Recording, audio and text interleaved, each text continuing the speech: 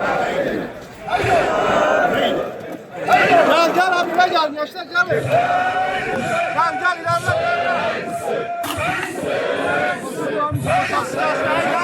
Gel ilerle.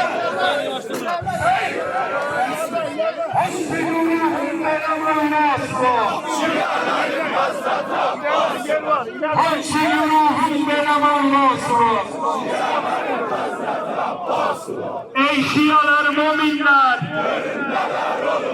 Kerbela sahrasında, ey Şialar müminler, Kerbela sahrasında, Hüseyin'e can Hüseyin'e,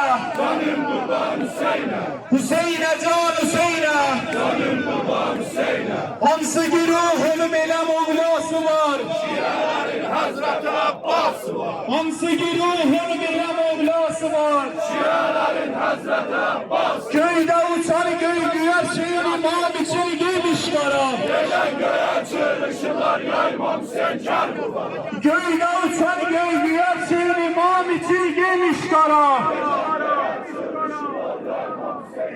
Ayrı kılıç Kerbela'da pas tutar.